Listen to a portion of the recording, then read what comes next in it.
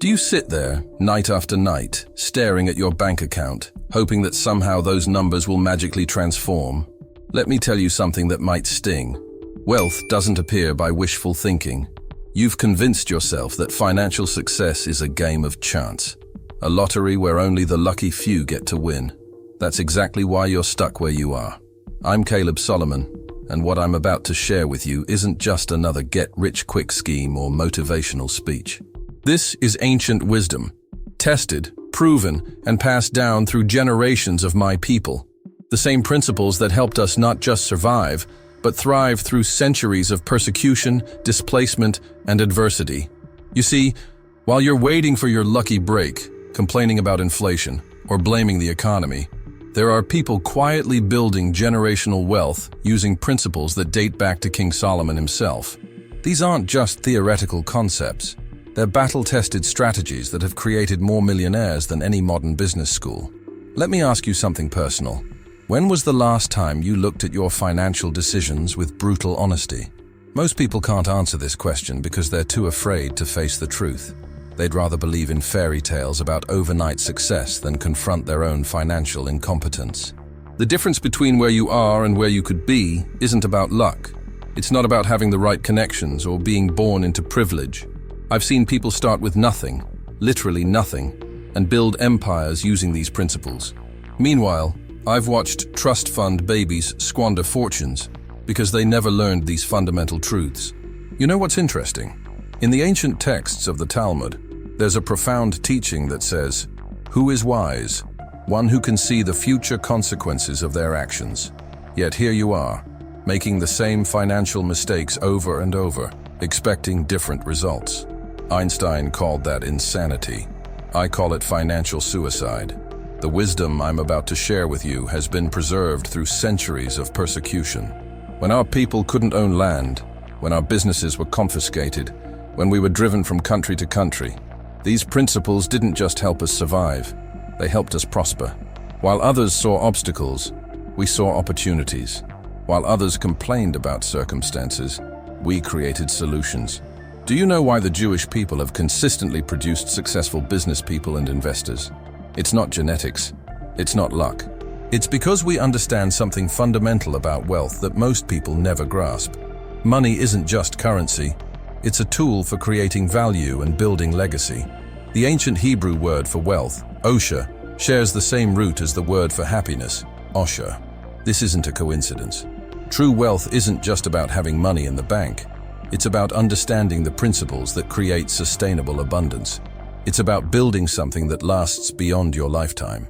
But here's what makes me different from other financial advisors and self-proclaimed gurus. I'm not here to coddle you or tell you what you want to hear. I'm here to tell you what you need to hear. The truth is, your financial situation isn't the result of bad luck or circumstances. It's the direct result of your choices, your mindset, and your ignorance of these timeless principles. In the next few minutes, I'm going to share with you the same wisdom that's been passed down in Jewish families for generations. The same principles that helped my grandfather start over with nothing, after losing everything in Europe and still build a fortune that spans 3 generations. The same strategies that have created more millionaires per capita in our community than any other group. But let me warn you, if you're looking for quick fixes or magical solutions, you can stop watching right now. What I'm about to share requires something many people aren't willing to give: commitment to change, dedication to learning, and the courage to face uncomfortable truths about yourself. Are you ready to stop being a spectator in your own financial life? Are you prepared to learn what generations of Jewish wisdom teach about creating true wealth? Most importantly, are you willing to admit that everything you thought you knew about money might be wrong? The choice is yours.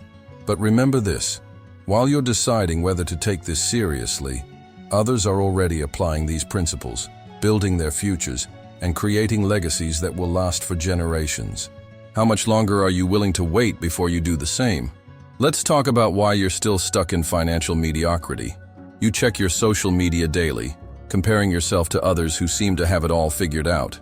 You buy things you don't need, with money you don't have, to impress people who don't even care about you. And then you have the audacity to wonder why you can't get ahead. The problem isn't the economy. It isn't inflation. It isn't even your salary. The problem is staring right back at you in the mirror every morning. You're trapped in a cycle of financial self-sabotage so deep that you can't even see it anymore. Let me break it down for you. Every month you get your paycheck. Instead of treating it like the seed of wealth it could be, you treat it like water in your hands, letting it slip through your fingers without thought or purpose. You buy coffee every morning because you deserve it. You order takeout because you're too tired to cook. You subscribe to streaming services you barely watch because everyone has them. These aren't just expenses, they're symptoms of a deeper problem. In the Talmud, there's a teaching that says, a person's income is fixed from Rosh Hashanah to Rosh Hashanah. But do you know what this really means? It doesn't mean you should sit back and wait for money to fall from heaven. It means you have been given exactly the resources you need to succeed. If only you had the wisdom to use them properly. Let me tell you about David, one of my students. He came to me earning 6 figures, yet he was drowning in debt. Why? Because he was living what I call the someday syndrome. Someday he'd start saving. Someday he'd invest. Someday he'd get his finances in order. Meanwhile, he was spending $300 a month on subscription services he barely used, $500 on impulse Amazon purchases, and another $800 eating out.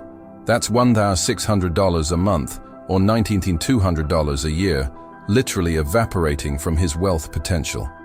You're probably doing the same thing right now. You're afraid to look at your bank statements because deep down, you know they'll show you the truth about your relationship with money. You're operating on financial autopilot, and your destination is poverty.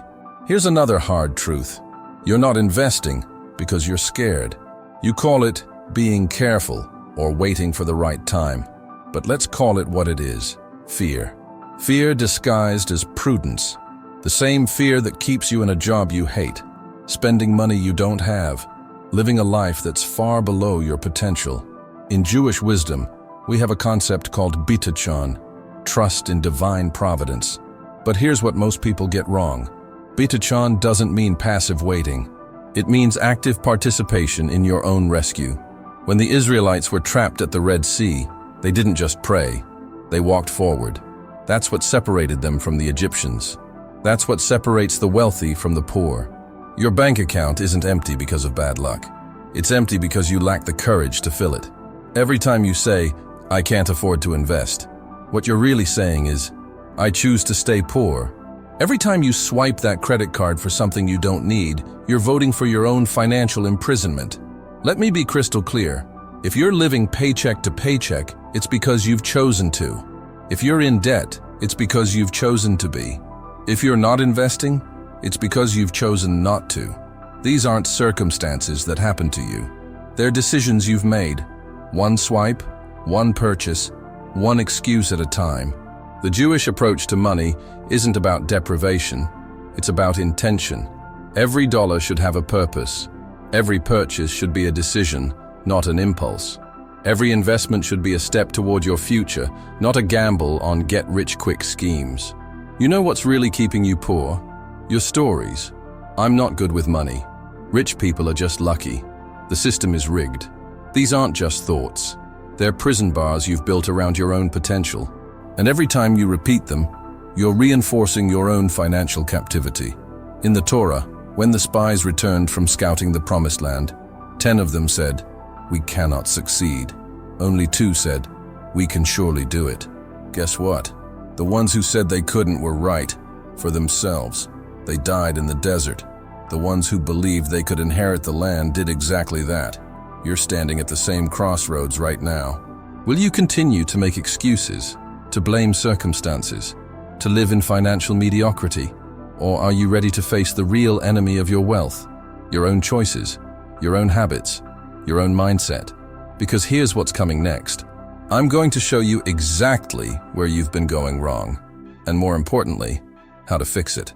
But fair warning, this isn't about quick fixes or magic solutions. This is about fundamental transformation. Are you ready to hear truths about yourself that might make you uncomfortable? Are you prepared to face the real reason you're not wealthy yet? Let me share with you a fundamental principle that has guided Jewish wealth creation for millennia. In Hebrew, we have a concept called zrizut, often translated as diligence, but it's much more than that. It's about being quick to act on opportunity, being proactive rather than reactive, and understanding that every moment of hesitation is a moment of wealth lost. There's a story in the Talmud about two merchants. Both had the opportunity to buy the same goods at the same price. One said, "I'll think about it and decide tomorrow." The other immediately calculated his costs, negotiated terms, and closed the deal. By the time the first merchant returned the next day, prices had doubled. This isn't just an ancient tale, it's your story. Every day you think about starting to invest, every time you plan to learn about money management, you're choosing to be the merchant who loses. You see, in Jewish tradition, we don't just pray for wealth. We create it through structured, intentional action. The Talmud teaches that the first question you'll be asked in the heavenly court isn't about your spiritual practices, but about your business ethics and financial conduct. Why? Because how you handle money reflects your true character and values. Let me tell you something that might shock you. Your poverty isn't just hurting you. It's an insult to your potential. When you choose to remain financially ignorant, when you refuse to take control of your money, you're not just failing yourself. You're failing everyone who could benefit from your success. You're failing your children who could have had a better education, your parents who could have had a more comfortable retirement, your community that could have benefited from your philanthropy. The Jewish principle of tzedakah isn't just about giving charity. It's about being in a position to give. How can you help others when you can barely help yourself? How can you make a difference in the world when you're drowning in debt? Your financial weakness isn't just a personal problem, it's a moral failure. Here's another crucial principle. Ein hakadosh baruch hu oseh neschinam. God doesn't perform miracles without cause. You're waiting for your financial situation to miraculously improve while scrolling through social media, binge-watching Netflix, and avoiding your bank statements. That's not faith, that's foolishness. In modern terms, this principle translates to strategic action. Every successful Jewish business person I know follows the same pattern. They study constantly, act decisively, and review their results systematically. They don't wait for opportunities, they create them. They don't hope for better times, they make times better. Let me break this down into something you can't ignore. Right now, while you're listening to this, someone else is taking action. While you're making excuses, someone else is making money. While you're complaining about the economy, someone else is adapting and thriving. The difference isn't luck or privilege, it's zrizut. It's the willingness to act now, not later. There's a teaching from Rabbi Israel Salanter that says, "Not everything thought should be said, not everything said should be written, and not everything written should be published." But I'm going to break this rule because you need to hear this. Your financial situation is a direct result of your unwillingness to face reality. You're not broke because of the system. You're broke because you refuse to learn how the system works. The modern market is no different from the ancient marketplaces of Jerusalem. The principles haven't changed. Buy low, sell high, invest wisely, diversify your holdings. The only difference is scale and speed. While you're afraid to invest $100 in your education, others are investing thousands in their future. While you're scared to start a side business, others are building empires. Here's a truth from the Mishnah. Who is wise? One who learns from everyone. Who is strong? One who controls their impulses. Who is rich? One who is satisfied with their portion. But here's what it doesn't say. It doesn't say to be satisfied with mediocrity. It doesn't say to accept poverty. It doesn't say to be complacent with struggle. So let me ask you directly. Are you ready to stop being the merchant who waits? Are you ready to stop being the person who thinks about success instead of creating it? Are you ready to apply these principles that have created wealth for thousands of years? Or do you want to keep living paycheck to paycheck, making excuses, feeling that knot in your stomach every time a bill arrives? Because here's what's coming next. I'm going to show you exactly how to apply these principles in today's world. But remember, knowledge without action is like a bird without wings. It's not enough to know these principles. You must live them, breathe them, apply them every single day of your life. The choice is yours. Will you continue to live in financial shame, making excuses and hoping for miracles? Or are you ready to embrace these time-tested principles and finally create the wealth you deserve? Now, I'm going to give you something more valuable than money itself. I'm going to give you the exact steps that have created wealth for generations. But let me be clear. These aren't suggestions. These aren't options. These are commandments of wealth creation. Either you follow them completely, or you might as well stop watching right now. First, the law of the 3/3. This isn't some modern financial theory. This comes from ancient Jewish wisdom. You must divide every dollar you earn into 3 portions. One for stability, one for growth, and one for opportunity. Let me break this down so simply that even a child could understand it. Your first third goes into what we call Adamah, ground, or foundation. This means stable, secure investments. I don't care if you're making $1,000 or $100,000 a month. 1/3 of it must go into assets that don't shake with every market tremor. In modern terms, this means index funds, blue chip stocks, or stable real estate investments. Not tomorrow, not next month, starting with your very next paycheck. You're probably thinking, but Caleb, I can barely pay my bills. That's exactly why you need to do this. You're trapped in the poverty cycle because you never built a foundation. You're trying to build a financial house on quicksand and wondering why you keep sinking. The second third goes into what we call mischah, business or growth. This is money you put into learning new skills, starting a side business, or investing in higher risk, higher reward opportunities. Look at any wealthy Jewish family, and you'll see this principle in action. They don't just save money, they multiply it through active investment in growth opportunities. And don't tell me you don't have any good opportunities. That's the excuse of someone who's not really looking. When our ancestors were restricted from owning land, they became traders. When they couldn't trade, they became lenders. When lending was restricted, they found new ways. There are always opportunities. What's missing is your willingness to seize them. The final third is for Hazmana, preparation and opportunity. This isn't just an emergency fund. It's your war chest for when opportunity knocks. In the Talmud, there's a story of a merchant who kept 1/3 of his wealth liquid. When others faced crisis, he saw opportunity. While they sold assets at a discount, he bought them. Within a year, he had doubled his wealth. But here's where most people fail. They hear these principles and say, I'll start when I make more money. Let me be absolutely clear. If you can't manage $100 properly, you'll never manage $100,000. If you can't divide $1,000 into thirds, you'll never handle $1 million. The amount isn't what matters. It's the principle and your dedication to it. Second commandment, the law of daily accounting. In Hebrew, we call this cheshbon nefesh, an accounting of the soul. Every single day you must track every dollar that comes in and goes out. Not once a week, not once a month. Every single day. The Baal Shem Tov taught that every material thing has a spiritual source. Your relationship with money reflects your relationship with life itself. I can hear your excuses already. I'm too busy. It's too much work. I'll start next month. These are the words of someone choosing to stay poor.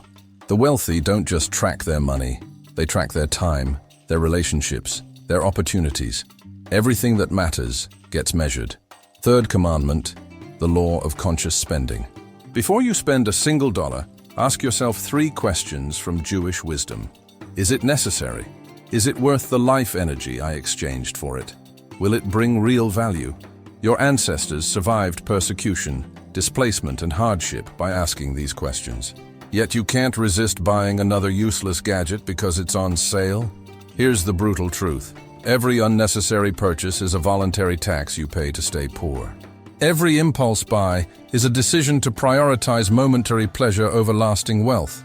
You're not just spending money, you're spending your future, your freedom, your potential. Fourth commandment, the law of continuous learning. The Talmud teaches that a wise person is one who learns from everyone. You're surrounded by financial wisdom, yet you choose ignorance.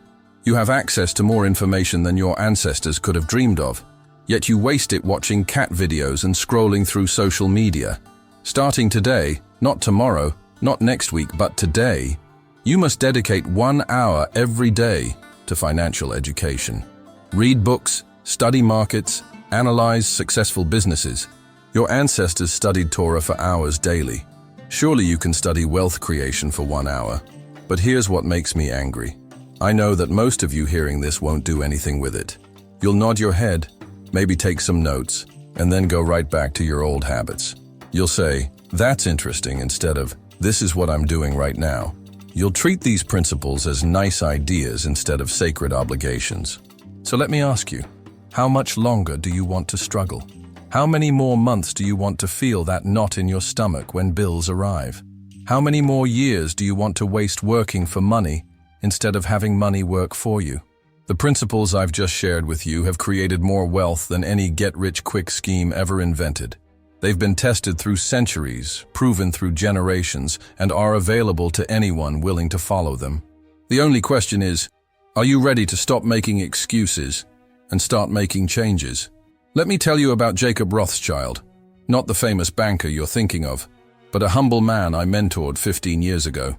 When he first came to me, he was drowning in debt, working 3 jobs, and couldn't even afford a decent suit for job interviews. Today, he owns a real estate empire worth over $50 million. The principles that transformed his life are the same ones I'm sharing with you right now. What did Jacob do differently?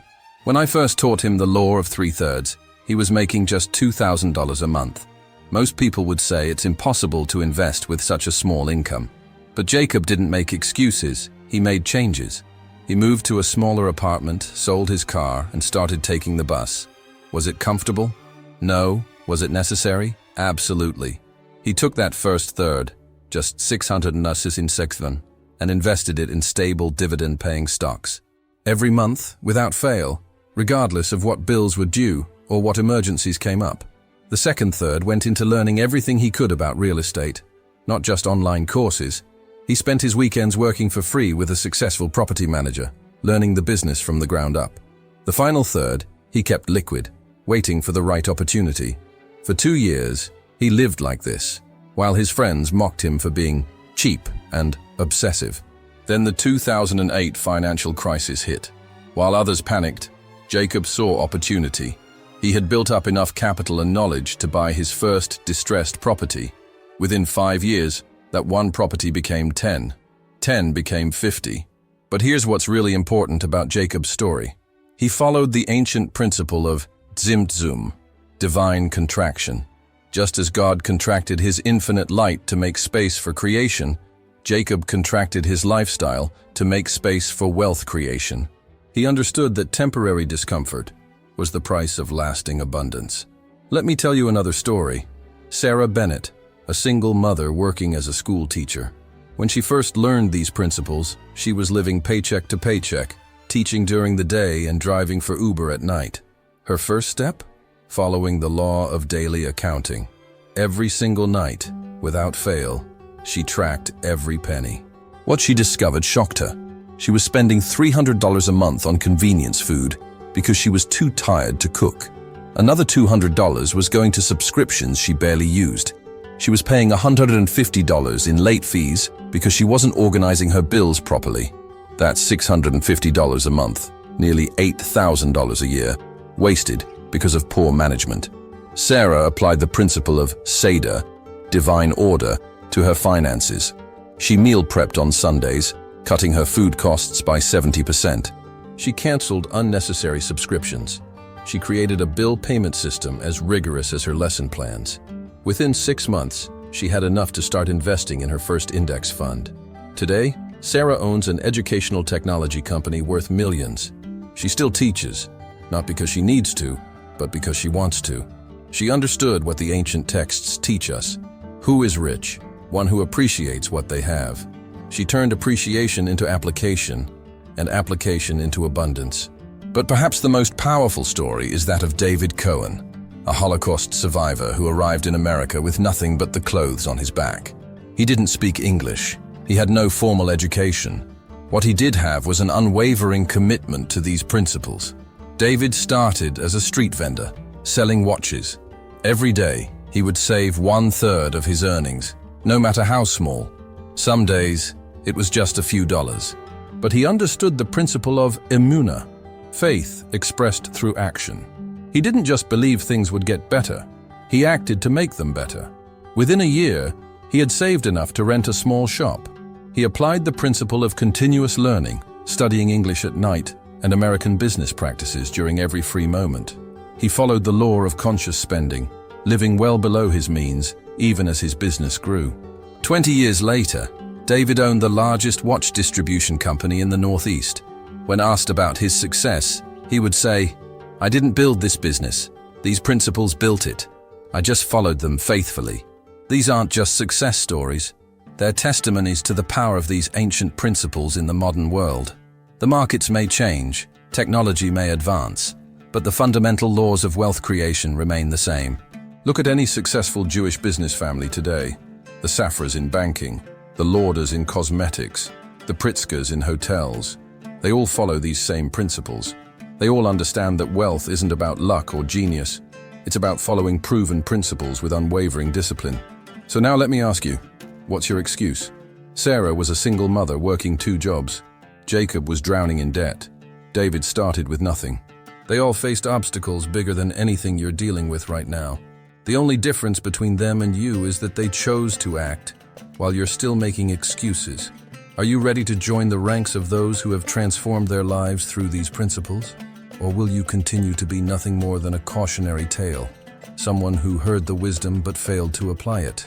You've just received wisdom that has created more wealth than most business schools. This isn't theory. This is battle-tested truth that has built fortunes for centuries. But knowledge without action is like a seed that never gets planted. Worthless. Let me be absolutely clear about what happens next. Most people watching this video will do nothing. They'll nod their heads, maybe share it with a friend, and then go right back to their financial mediocrity. They'll keep making the same excuses, living the same struggling life, dying the same slow financial death. But you have a choice to make right now.